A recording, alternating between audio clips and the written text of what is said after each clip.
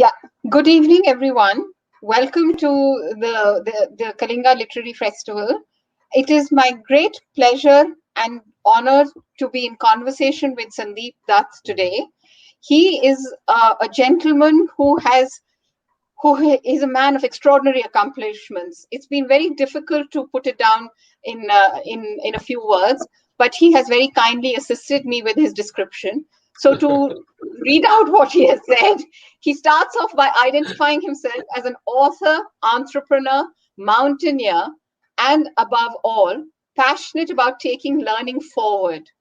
He is the founder of Learning Forward India, Ambassador 100 organization, and he is the chairman of the Bhadra Arjun Artisans Trust.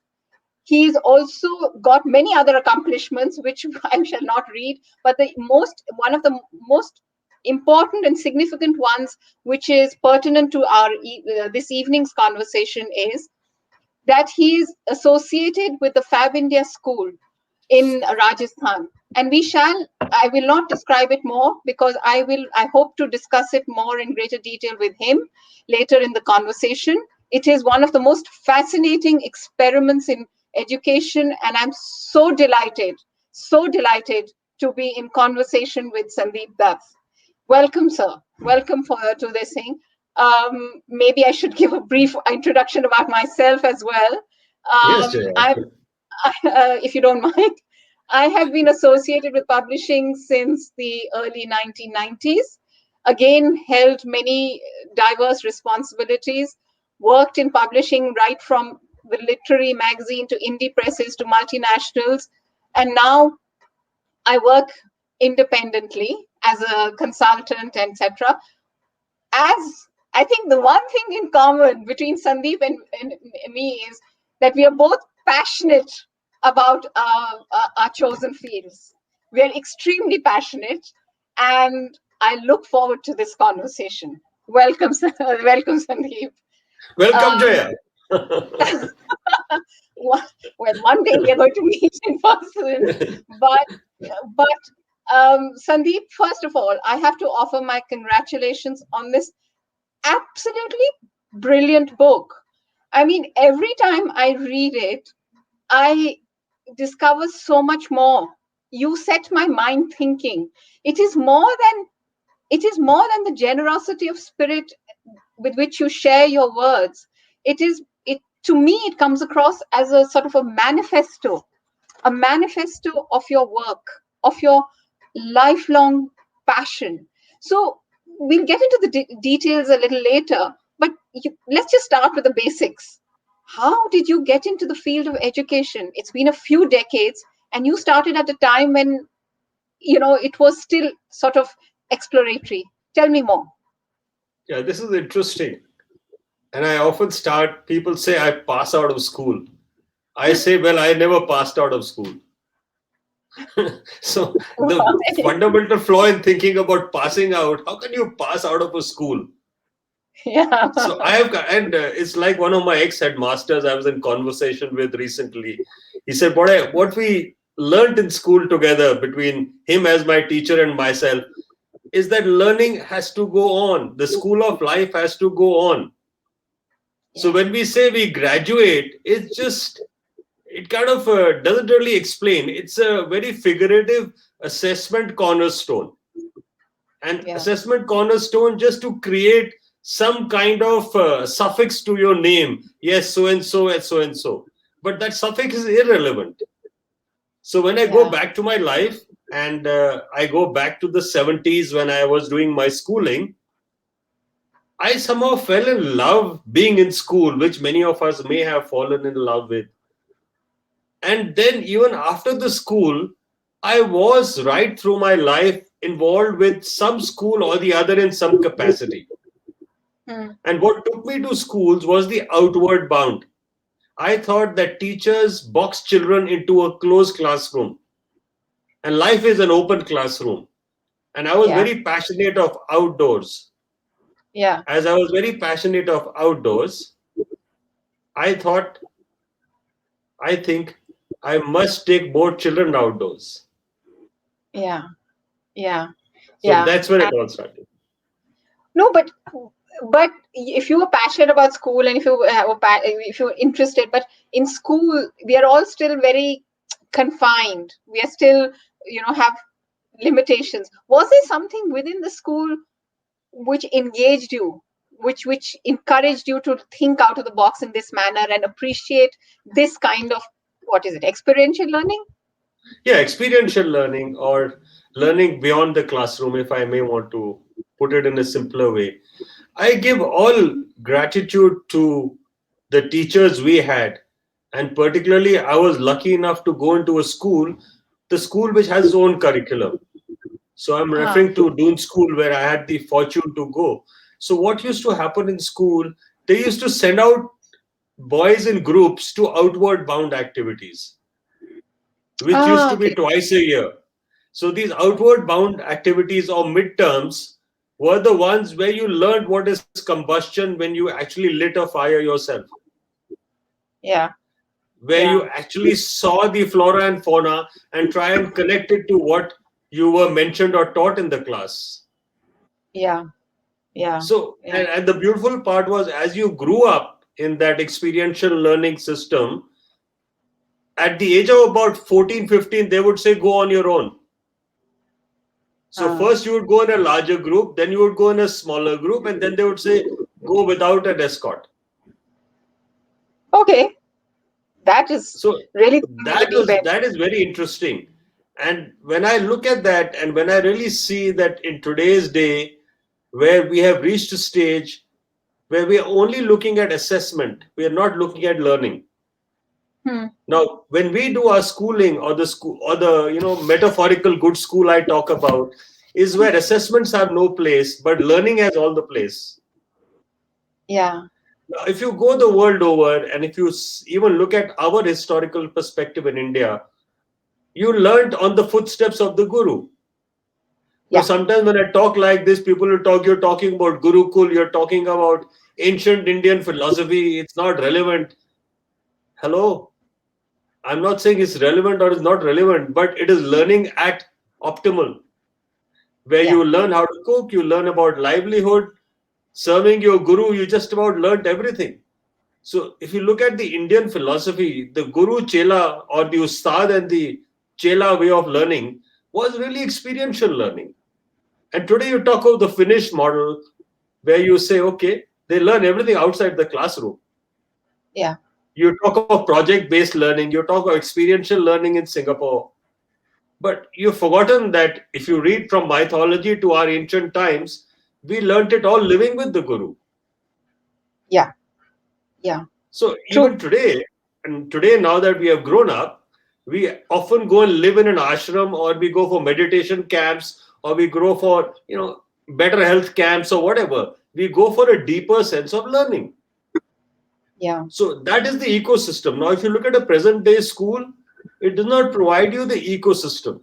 Now, what is an ecosystem for a school?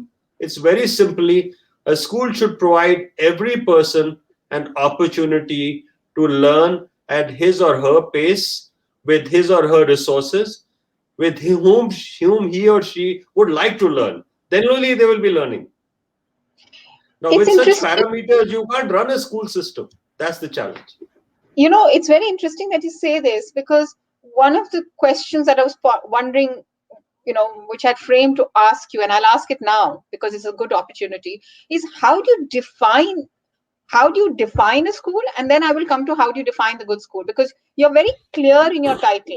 Even though it's a smaller print, you say my and then good school.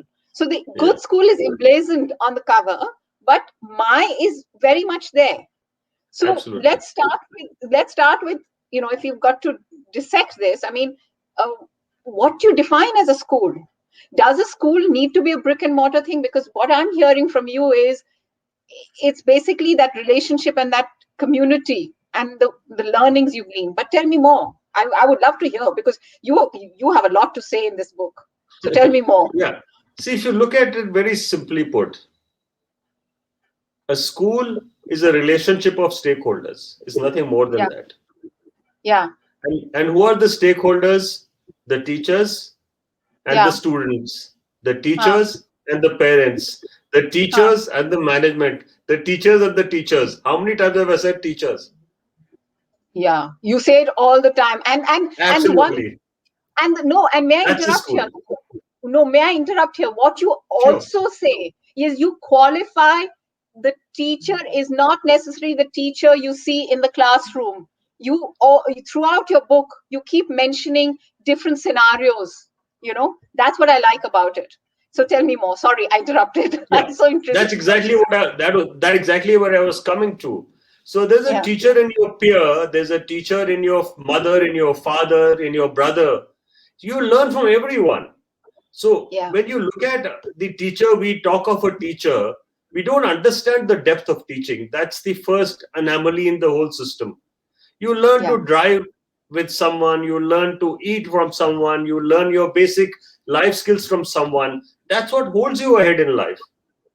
And when I yeah, go to a school, I tell the school something very clearly. The learning for a child in a day school starts the minute the child sees the bus coming onto the stop. yeah, So the child is there in the personal space called home. From the home, the child comes out, let's wait for the school bus. So the first teacher for the child is the person who puts the child onto the bus or receives yeah, the child on the bus. That's the first yeah, teacher. That's your first point of influence. Your second yeah, point of influence is when you travel in the bus is the kids around you.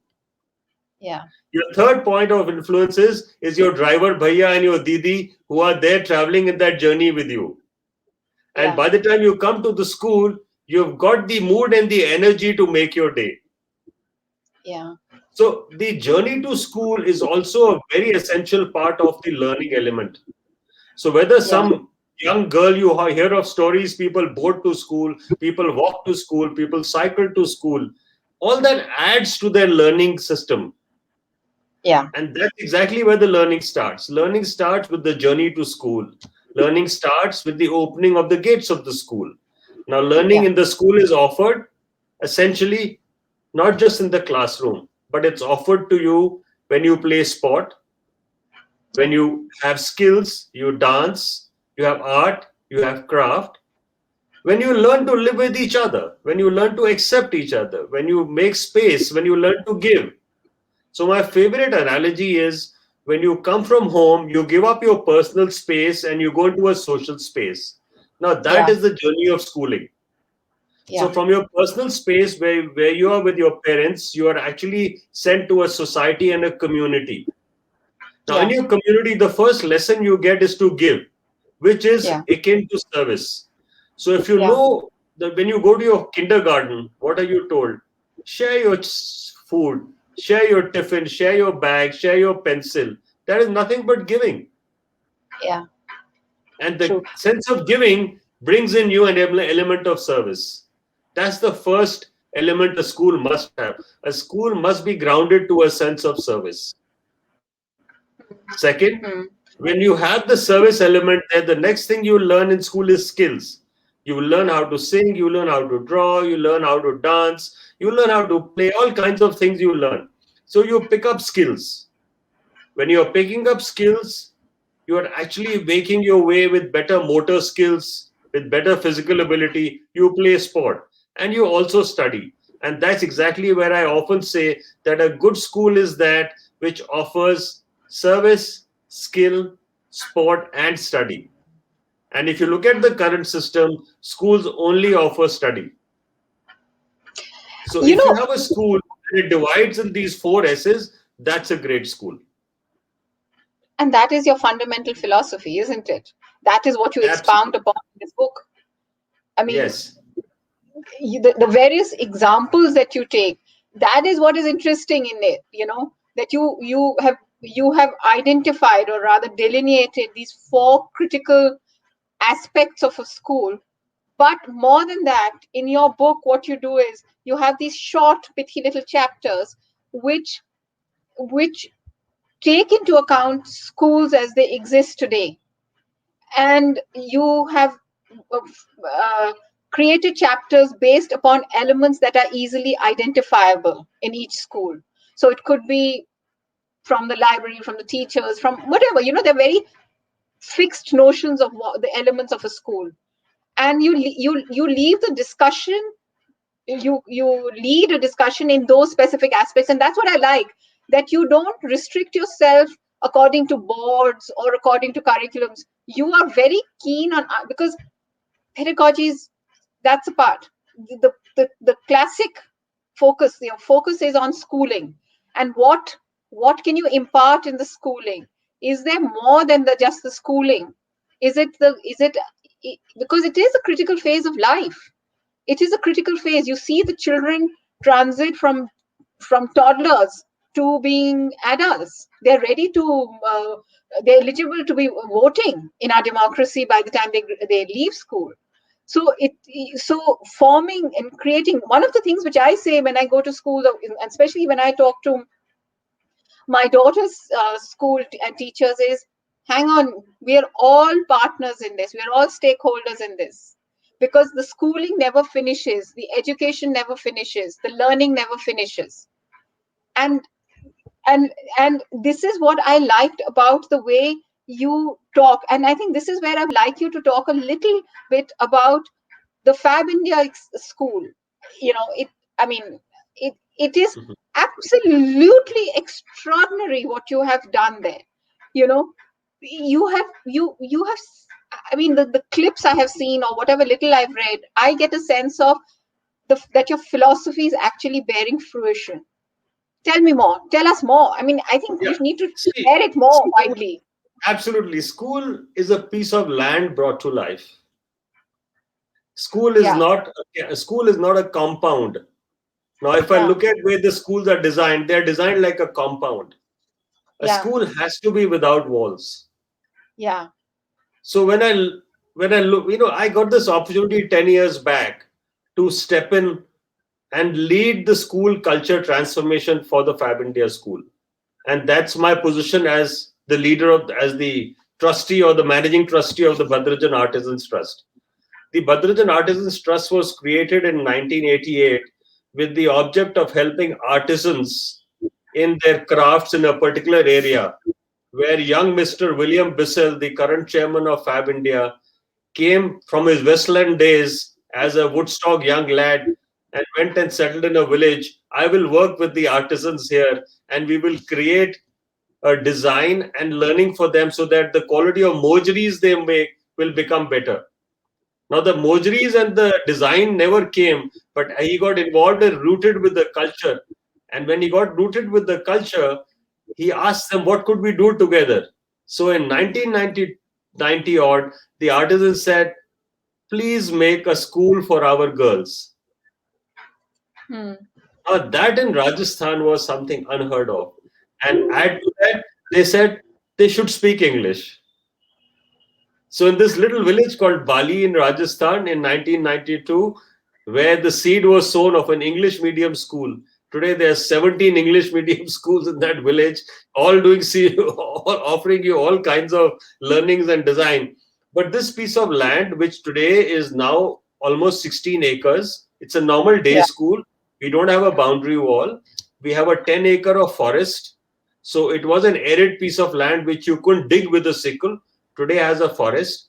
Because of the forest, we are able to harvest rainwater because the water collects in the forest. It recharges our wells. So we harvest water. The forest gives us clean air. We harvest air. And then we harvest sunlight for our power source. So we've had your solar energy there for 20 years already. So in Impressive. this kind of school, when children grow up, they are very much close to nature. And as they are close to nature, they watch the birds, flowers, bees, trees. We have a small organic farm which the children have made. They play on the campus. And the good part is today we have a Wi-Fi campus which is open to any and everyone to use. And how the Wi-Fi came to the school is also very interesting. Tell The me. nearest railway station is 13 kilometers. So Huh. we got a rail wire with a small antenna, and that's how we got Wi-Fi in school. Because the other 4G providers or 3G providers or the GSM providers couldn't give us the internet. So How that's how interesting. the world opened. And why the world opened here is there was nature on one hand, and there was this offering of the modern world called technology on the other hand. So a lab today was ready, where you had the nature offering the children the elements of nature, and where you had modern technology offering them access to information. Now, the challenge here is very simple. How do you convert information to learning? And that's where Yeah. education has not really succeeded. Yeah. So the challenge of the industrial based education system or schooling is we are looking at education as equal to information. Yeah. Unfortunately, education is not equal to information. Education is equal to relationships. As your relationships strengthen, you learn how to grow up in a society which you are supposed to enrich with an experience. Now, Yeah. schooling is essentially an experience where the stakeholders, which is teachers, parents, students, and management, work with one aim in mind, that learning must transcend beyond the walls of the school. So, what you Hmm. get in school must carry with you or go along with you all your life. That's the key to better schooling. So, that's why when we do our learning program with teachers and we talk about schooling, we don't look at a syllabus. Now, unfortunately, in today's date, CBSC, ISC, IB, the syllabus are being referred to as curriculum. That's where we have gone wrong. Curriculum is the way the school delivers the learning or offers the system of learning. And every school is unique. That's why you said the my here. That my here identifies that everyone's schooling experience is unique. Everyone's abilities are unique. Everyone's learning abilities are different. Now, how do you offer so much of learning and flexibility? You can only offer it when you go the way I am offering you. Offer an environment where someone with service can flower, someone with sport can flower, someone with skill can flower, and someone with study can flower. And that's what the stakeholders have to work to give children an opportunity to flower in every element of learning. It's very interesting that you say that because some years ago, I remember reading the British author, children's author Michael Morpurgo, talk about his struggles in school, in the schooling system. And this was in the 40s. He says that, he's repeated this experience in many interviews. He says that when it came to doing the academic curriculum, doing the paper tests, as he called them, he would falter.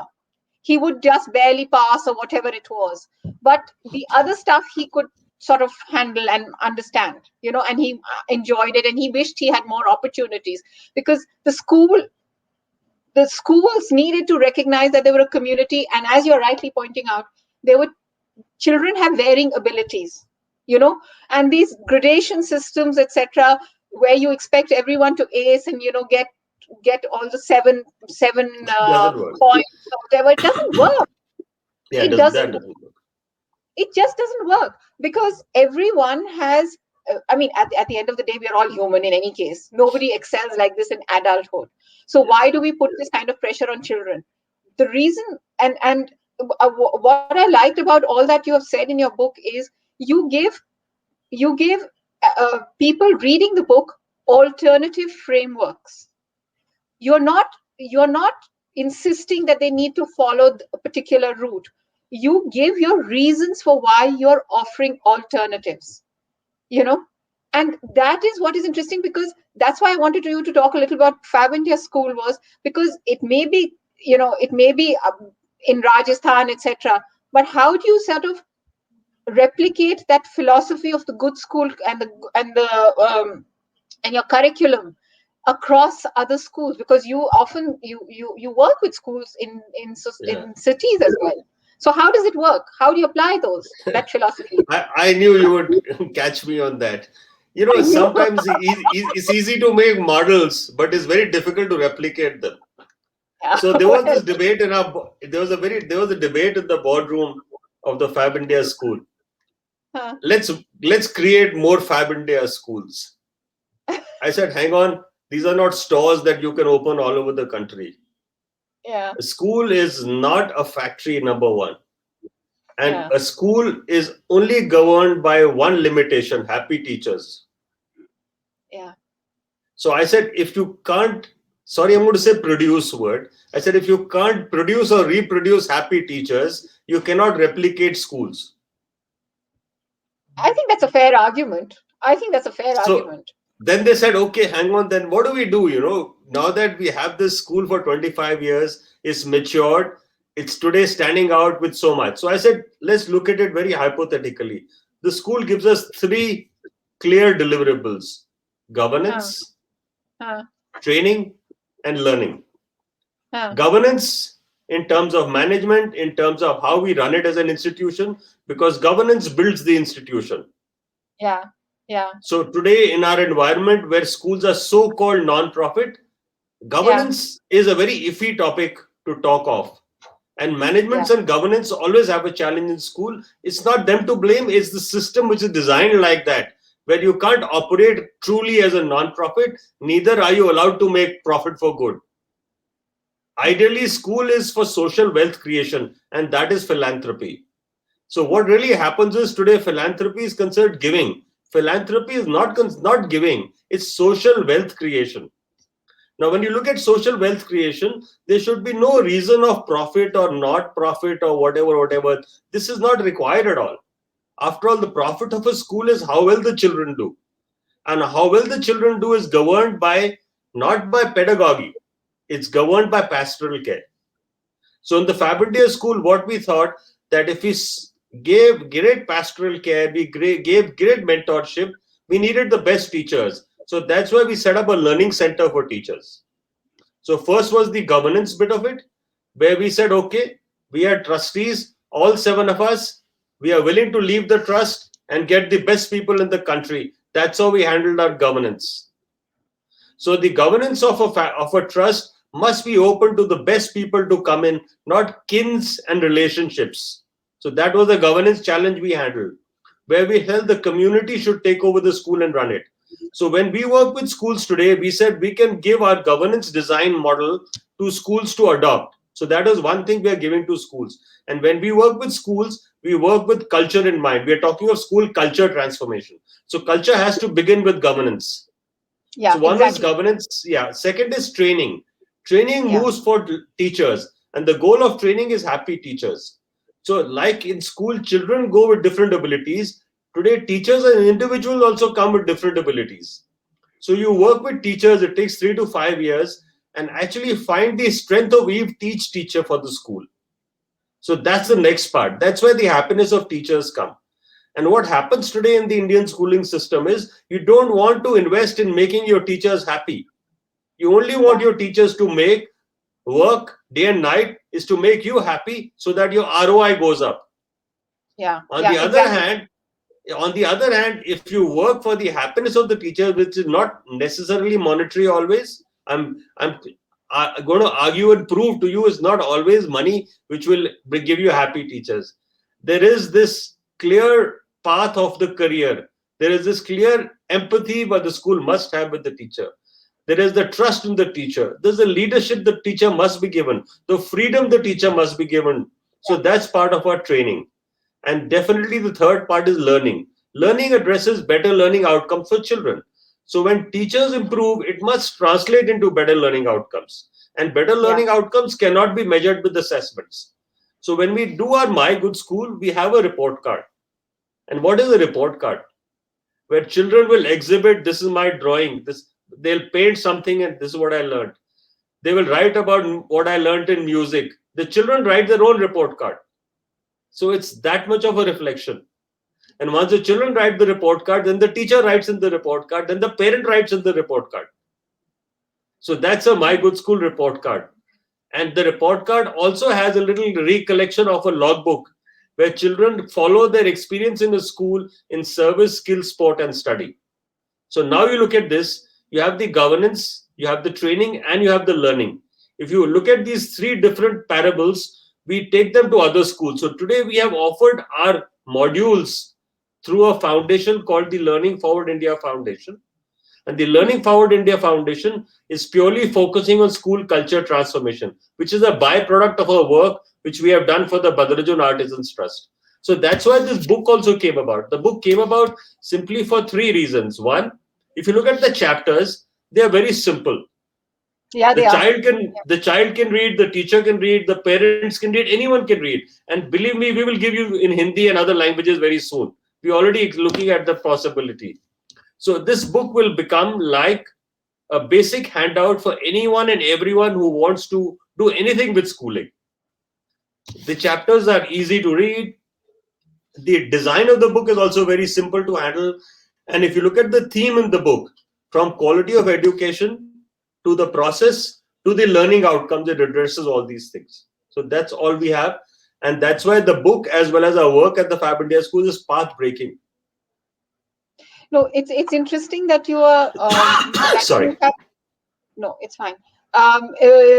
It's interesting that you have managed to replicate the model by recognizing these three very critical components, governance, training, and learning. Because I was actually going to come also to the next part of when you have this very, on the face of it, a very simple philosophy, but obviously in the implementation, etc., it requires dedication and a passion, which of course you have, but to it has to exude, and it has to infect, and it has to influence, and it has to Sorry. impact many more people for it to Yes. be carried forth. you know Now that is interesting, because one of the classic hurdles which I'm sure you encounter over and over again is, oh, but a school, the fundamental notion of a school is this. It's a building. It has offers these kind of academic things, and when the child reaches, say, age 10 or something, none of this is important. All the sports and the other stuff is not important. And like you I think that all these aspects are very, very important in the development of a student. I won't say a child, because a student, you remain a student all your life, actually. you know what interests me is, how do you convince the schools, or how do you persuade the teachers that you work with, that learning outcomes of a child or the student assessment can be measured in various other ways, and what are those kind of measurements that you seek? Fantastic. I was waiting for this. See, actually, the interesting thing what happens in schools is every year they have a tick box. How many workshops did we do? Yeah. CBSE will tell you you should have done 40 workshops. Please tick the box. Now, what happens in a workshop? Someone comes, someone talks, someone does some games and plays and goes back. And as long as Yeah. the person is there, you are getting a bit of a innovation, excitement. Once the person is gone, with the wind, everything is gone. Yeah. So what we realize, if teachers have not experienced the joy of learning, how do you expect the joy of learning to reach children? Exactly. So that's exactly where the Learning Forward Foundation came in. So 5 years back, when I traveled to US, there is an organization called Learning Forward there. Learning Hmm. Forward is the largest association of professional learners, not educators, professional learners, which is actually teachers. Hmm. And they meet every year for 5 days in a place in US, and it's open to anyone in the world to go there. So Hmm. whatever is happening in teaching, learning, school administration, they discuss and they take your ideas from you and they give you ideas. Hmm. Similarly, in Helsinki, we have something known as the Education Week. Hmm. So in Helsinki, you have an Education Week. So in the last 5 years, we scoured the world from Singapore to Australia to US to figure out what is the strength of our system and how can we take the joy of learning of the teacher ahead. So we Hmm. came up with 3 deliverables. One, we designed a program called Joy of Learning. The Joy of Hmm. Learning is an 11 session program. We don't need a workshop for this. You don't even need an outsider to come and do the program. Teachers are made learning community groups. They do reading, writing, and research together. So the challenge today of the education system is we don't do reading, writing, and research, but we process a particular exam through assessment by only remembering certain things. So there is no reading, writing, and research as such. And today, what has happened in the last 2 years, and look at the new education policy, is that It's talking of a different language altogether. It's talking of experiential learning. And that's where My Good School comes in, where we talk of Yeah. experiential learning. And that's exactly what the whole philosophy of My Good School is. So I come back to learning forward, where we said teachers must prepare a child for the future. And a future of education lies when a child understands what's appreciation, what's trust, what's honesty. There are 22 values. So teachers spend a whole year exploring the values in and around the school, in their Hmm. environment. And then they highlight those values where they discover to their children. And then the children, when they discover the values, they write about them. So this is called the Joy of Learning program, which is a mix of pastoral care, it's a mix of mentoring, and it's a very simple design. So if you look at the Indian education system today, what's happened in New Delhi, they are talking of a happy curriculum. Yeah. Well, we've been doing that for the last 10 years. We have happy teachers already. So whatever we have been doing is kind of reflecting into the new education policy. And we have a living example of that, where we said the prime thing and the prima donna for schooling is happy teachers. Happy teachers will build My Good School. And My Good School will definitely require strong governance. So that's the whole design. So when you consider with pastoral care and mentoring to lead the school, when you consider teachers doing programs like the Joy of Learning, you will definitely see they get empowered. Our last year was the best year in our history, where Why teachers did had the time, where teachers had the time. And last year, in the first 90 days of lockdown, we had Yeah. 300 teachers working together with us, 300 of Wow. them. So there were only Wow. four of us. We handled a group of 300 teachers. And the Wow. beautiful part was we offered them the social emotional support. So the Joy of Learning program offered them the social emotional support, and that's what a school is supposed to provide a child. Now we are talking a child should get SEL today, but if a teacher doesn't know what SEL means, well, how is the teacher going to provide the SEL for the child? So in Joy of Learning, we look at the teacher as a student and help them understand what is social emotional learning. But So this is what the Learning Foundation is doing. It's spreading the joy of learning, as simple as that. but but this also from the models that you have discussed, and of course you elaborate upon in your book, is that it puts the onus a great deal on recognizing what is the teacher student ratio as well, because if you have you know most of the classes in India continue to be very vast, and it's not very easy for a teacher to manage it at this level, at the micro level. So how do you propose, and how do you because obviously you can't I mean, how do you encourage schools to work within the systems that they have and impart and maybe get the kind of results that you hope to seek or desire? Fantastic. See what happens, the definition of a teacher is wrong. Hmm. We started this discussion about learning from everyone. So why can't Hmm. some parents come to the school? Why can't some friends of the school come and work in the school?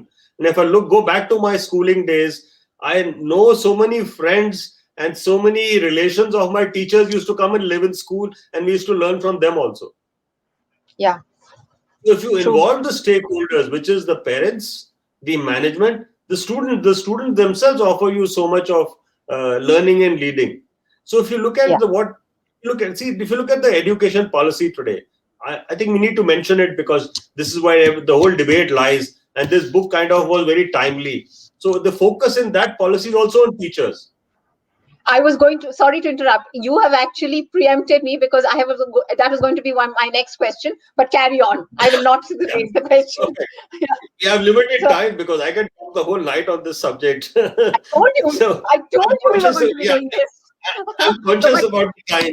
So what I'm saying is that the teacher is the key in the whole system. So how we handle this is very simple. We gave a part of the responsibility of the learning to the students themselves, and yeah, teacher became a facilitator. So you can even have your children come and take the class literally. And in this information age, a lot of children are coming informed to school. Remember that. So exactly. the definition of a teacher has to be wide and encompassing. So if you feel a physics teacher can be a sports teacher can do art, music, dance, you have to look at your teachers also with different abilities and with the different shades of learning. So that's one way of looking at it. And if I look at the Fab India school, I even had a driver who would be happy to help children do their homework. Yeah. Yeah. So we have to look at what we have, and that's what we need to strengthen. So, this definition of a teacher, the day we can sort this out, we've actually sorted out this challenge of ratio between teacher and student. Now, good No. schools today say they have a ratio of 1:10. They count teachers and they count the other staff which supports them, whether it's in pastoral care or whether it's an activity beyond the classroom. So I agree with you, sometimes there's a limitation of 20, 40, 50 in a class, and with a 40-minute class, learning is at a premium. Yeah. But we don't need to have a class and syllabus like that. We're already talking of changing the content of what you do in the class. So this will be addressed, particularly with 3 clear deliverables today. One, knowledge is available to everyone. So there will not be that pressure that you can't find a pipe of knowledge. So that's one thing that will be handled. Second, teachers today are keen to upgrade and learn, and they have access to upgrade and learn also. So that is the second advantage. And third, the world today has opened up. We are looking at every country and every system for more knowledge and learning. So all this is adding up to where we will improve in the education system. No, I like that because again, it's something which resonates throughout your book. Also, I like the way you keep coming back to the fact that there has to be a balance which has to be struck between bookish knowledge and experiential learning. Absolutely. You always stress that, and you stress it in many ways. I mean, and you also, a couple of your chapters which particularly interested me, because I love words and books, etc., were the chapters on encouraging reading and encouraging writing, because writing in itself, the very task of writing, fundamentally aligns itself with the mentoring aspect, etc. But more importantly, it helps the student channel their own experiences and learn to express themselves.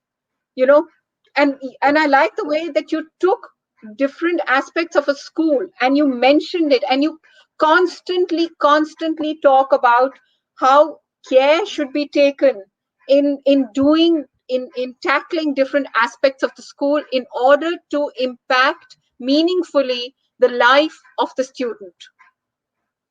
And the way you say it over and over again is very gently and correctly, but also with immense amounts of experience. Because what I think readers and all those who are watching this conversation today, what I think should really enjoy reading this book, is extrapolate for themselves how they can make it work for themselves. That's the other very nice thing which comes through in your book. You have this immense experience, but you don't lecture anyone. Your passion and your evangelical fervor comes through, but it is not talking down to people. I like the way you have explained to folks how they can tweak what they have. I love the way you keep stressing, even in this Absolutely. conversation, don't look over your shoulder, don't seek something beyond. See the good that you have today. And that is the reason why also, I wanted you to talk about the Fab India thing, because it is the actual physical transformation. It's a beautiful metaphor, from aridity to creating an ecosystem. That and it's a nurturing environment, and that is something which I really liked about your book, and about the curriculum that you stress, and the way you talk about it all. In fact, before I think we have to close now for questions, but one of the things which I really wanted to ask is, um, this conducive learning environment that we have been discussing about existing within a school environment. uh, do you think it's only the significance of it only starts and ends with the school, or does it actually proceed beyond, and proceed beyond by by the way the student has learned? Do you think it is goes beyond that? Yeah, I appreciate that. That's why if you see the word we are using again and again is learning forward. So Yeah, school is equal to learning forward. School yeah. only encourages you to take learning forward, and school should make you a lifelong learner. That's the success of a school. School is not designed in any way that you pass out of it. School is designed in a way to instill in you this urge to learn, the urge to reinvent. In my little life, I think you must have read about it. I've kind of worn 10 hats. I've changed professions, had different organizations. I own a bookshop, ended up doing law, doing a management development program. That was just purely this urge to actually experience more out of life. And what I keep telling people is the experiences that make us. And one important thing we must mention, every individual school experience is a good school experience. Mera acha school, you only remember the good parts of it. And today we have reached a stage where we are saying that you don't need schools anymore, but you need a compilation or collection of experiences to learn. Now, how does that happen? If you are allowed to do service, skill, sport, and study in your comfort, you will definitely get a very holistic school experience. And that's precisely why when we traveled all over the world last year, we showcased this idea of My Good School, which comprises of experiential learning of service, skill, sport, and study. If you look at the Finland example, they don't have formal study till almost, they don't have a formal subject system like we have today. Hmm. And that's where the new education policy is recognizing you don't need physics, chemistry, biology combinations to study and learn ahead. So as we move ahead, we don't need subjects, we need experiences, we need relationships, and we need coexistence with the environment. So when we learn to how to coexist with the environment, when we have stronger relationships and we have a collection of experiences, that's the definition of a school. Well, now you're treading into those waters of conversations which are bursting forth these days between homeschooling and traditional schooling. So, because then people will ask, why are you going into that? You know, We'll need a series to handle those. yeah, exactly. Because the way you frame that answer, the way you frame that answer, it was like, okay, this is exactly what one is seeing more and more now of, in certain parts, Yeah, and, yeah. so I don't think we should go into that. The day you and I can sit and have a long chat about it, we shall, we shall discuss it, because I think this is something um, this is something that is applicable. That is the beauty of your philosophy. It is applicable across the board, across and one of the words that you use to describe schools, the cultures, the diverse cultures, and the linguistic abilities. That is the beauty. You have managed to distill it in this fascinating way, where you're only talking about, look at what we have, you know um, okay, may I just read out one of the comments which has come in? I don't know if everyone can see it, Before you because read the comment, you have to highlight where passion meets education. well, I said that right in the beginning. I mean, that's That really is exactly the key for a school. That's really the key for a school. exactly. And where passion meets education, but it's also the stress on the individual. I will Yes, not absolutely. forget that my which you have placed on the book cover like a bindu, so That's that you can't miss it. It's like the they're third eye. all That's the seeing third eye. eye. Yeah, it's The third idea eye. It's the came from all-seeing third eye. eye. Exactly. It's the all-seeing eye, and it's like the individual experience is what makes the good school. And Magical. I for a long time marveled at the book design and the cover and wondered if you had a hand in it as well. Because Credit it is really, behind. It's very much in the family. The yeah, credit for yeah, the cover is in the back. yeah, that's true. That's true. It It's very much is. in the Yeah, family. yeah. So That's how, anyway, okay. that's how passion was translated, because only the people around you understood the depth. So if you look at this, you have nature, you have children, you have happiness, you have just about everything in every chapter in this cover. Yeah, Yeah, yeah, it exactly, and not just in the cover, in the design, in the way you have laid out everything. It's not like a template, but it's, you keep discovering more and more. I had to pause reading this book many times because you made my head burst with ideas, and the immense potential and possibilities here. But wait, I think we need to see. Okay, we have to read out a question which has come in. Not a question, it's more like a comment, which says, "This is a very significant conversation. This book is for anyone and everyone associated with schools and schooling. This book is must for parents to select the school for their child, as the choice can have a lifelong impact on the growth and personality of the child." Well, I have to agree on that one. It's a very interesting observation based on the conversation. Another one which has come in is this conversation. I think it's from Prachi Nayak.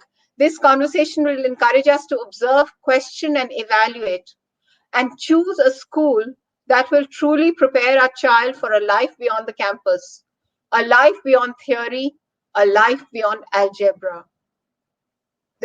That's an observation. Isn't that exactly the kind of impact you desired, Sandeep? Absolutely. Hello? Isn't Yeah, it?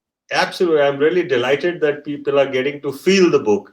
That's what is more important about than writing the book. And I must say, I must give all credit to the publishers who worked so hard. There was almost like 25 cover designs. It was the patience of Kapish Mehra and his team. I really admire them. And this book is a happenstance. I had finished writing it in 2017. I want to just mention this before we close. And I had put in the deep freezer. This is my fourth book. No one knows I've actually done four books also. It's not even mentioned in this book. They forgot to mention that also. So it's just that Mr. Mehra came for a little chat and how are you doing? I said, well, I've just been struggling through the COVID times, locked up home. So he says, what do you mean locked up home? I said, I've been working on making children happy through their teachers' happiness. Say, how do you do that? I said, I have a whole book. He said, can I just see it? And that's it. After that, it became a manuscript and we just got going. They got so fascinated by it. They're already saying that My Good School should have a sequel. It should be Joy of Learning. Well, I mean, you can, before, maybe Joy of Learning across the regions and languages. It should be a sort of a sample, an anthology of experiences, and Yes. experiences. Because I think this is more theoretical. This is more theoretical, even though you make it, you make the pitch of the writing accessible to all, and that is the beauty of this book. I really think that if you carry this forward, if you can create, like those podcasts that you do, those wonderful Yeah. There are podcasts 125 of that you them now. All wow. thanks to Corona times, 125, and they're all over the world. So the My I Good School noticed. I story noticed. started with this only, where I said, okay, like I'm not alone. So I found 100 people starting from Bellingham in the west coast of America to Sydney and New Zealand. I identified 100 people who are working like us. So as easy as that. So we've just, Yeah. I think we are already recording show number 92. And also the lengths vary, which I like, sometimes from 6 minutes to 64 minutes. and Absolutely. and no, and what I liked about that was the way you obviously let you structure the conversations depending upon the response and the engagement and all what is essential in the focus of the conversation. But what I was going to add was maybe have a few more exploring some of these conversations, some of the aspects that you touch upon in the book, because I think while this is a theoretical outlay, uh, we need to have more practitioners come on board and offer their aspects. And you have a fine ear for listening to people. I mean, the joy of listening to those podcasts was the graciousness with which you heard people out and were able to steer conversations. And I think being able to do those podcasts, some more podcasts along these lines, would help you, would not just help you, would encourage and help others to have in real time regular updates on how this is happening and how this can play out. I mean, it's just Absolutely. a Next month, there's a show we are doing next month where we are getting people who have made some phenomenal success in India. Example like Kiran Beat, Sethi of Riverside. There are about 4 or 5 of us. There's a show coming in US. It's going to be aired from end of this month. This is called Revolution in Education. okay. So they have done a 7 podcast series. Each podcast is about 50 minutes, where 2, 3 of us, I'm there in all of them. And then I have different people joining me in every show with a conversation. See, one thing I want to make very clear. You repeated theory, theory, and theory. This is not theory. Now, what the beautiful part about us is we have tried to find a way how we can take the learning out of the Fab India school systems as a design. So this is a design. And applying the design we have done with over 100 schools through the Learning Forward Foundation. So it's a living design. Well, okay, fine. I stand corrected. I stand corrected, and I appreciate that. I prefer the phrase that you've used, living design, because living design, and I think that's why I was seeing it as practitioners. It works well because what you offer is a philosophy of a living design and which can be applicable in many ways. And that is exactly why I would love to see you have more people come on board and share their experiences with you, and see how I'm sure you'll find other living examples of how different aspects of what you are doing already exist. Absolutely. Thank the publisher, thank the people of the festival who are making it possible. With their support, No, we'll find more. I was just coming to that. We have to wrap now. So And thank you. one more thing I want to mention. Yeah. Everything from the book and every bit of work we do goes to the Learning Forward Foundation. What the Learning Forward Foundation does, it identifies teachers who need support for their learning and it supports them. So this is how the whole Fab India cycle works, where the artisan should connect with the economy. A teacher should connect with learning because teacher is the hand of the artisans, the mind of the artisan. So that's why it's a living philosophy. That's the beauty of our whole My Good School philosophy, our working model. And yes, in our working model, even government has invested. They use the school for a lab. They have set up the Niti Aayog set up a huge lab in our school. We are a center for the National Open School. We are a center for the National Teacher Training Program. So we are a private trust, and government has also come in and actually used our resources. So it just goes to show we can all work together. Wonderful, wonderful, wonderful. So on that wonderful note, let us conclude because we are now at the tail end of the program. So thank you very much, Sandeep, for joining us. And I really have to thank the organizers, Kalinga Literary Festival and Rupa Publishers, Kapish Mehra and his amazing team of Vasundhara and Geetu, who really worked hard behind the scenes to make this happen. And really, Sandeep, I hope we can have a longer conversation some other day. But it's been such a pleasure getting to know you through your book and now having this conversation. A wonderful pleasure. Thank you very much for being here Entirely tonight. mine. Thank you. Thank you. Bye. Good night. Good night. Good night.